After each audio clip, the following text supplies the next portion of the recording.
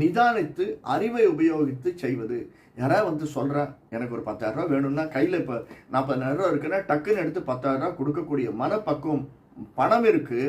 ஆனால் அவசரப்பட வேண்டாம். கொஞ்சம் நிதானமாக சிந்தித்து செயல்படுவது சதய நட்சத்திரக்காரர்களுக்கு ஏற்றமுடையதாக இருக்கும். அதே தான் பிஸ்னஸ்லேயும் வந்து கேட்டால் இன்னைக்கு காலையிலேருந்து பிஸ்னஸ் சரியாக இல்லை சார், ஒரு 20% தான் ஆச்சு, மணி 7 ஆச்சு அப்படின்னா டக்குன்னு யாராவது வந்து கேட்குறான்றதுக்காக நம்ம வந்து ஒரு 10% குறைச்சி சரி போட்டோம் அப்படின்னு தள்ளி விடுறதை விட கொஞ்சம் புத்தியால் சிந்திச்சு நமக்கு பிரேக்கே வந்துட்டா, நாம் இன்னைக்கு வரக்கூடியதே கல்லா கட்டக்கூடியது நம்ம வந்துட்டா, அல்லது இன்னும் ஒரு 2 மணி நேரம் இருக்குது, அதற்குள்ளே நம்ம எதாவது அச்சீவ் பண்ண முடியுமா, இப்படி யோசித்து நம்ம சிந்தித்து செயல்பட்டோம்னா அந்த பிஸ்னஸ்லேயே நமக்கு ஏற்றம் தரக்கூடியதாக அமைந்திருக்கும். அடுத்தது பூரட்டாதி குருவனுடைய கால் தான். புனர்பூச விசாகம் பூரட்டாதி. அந்த குரு பெயர்கிறார், குரு பெயர்ச்சி. அடுத்து இந்த ஒரு வருடத்திற்கான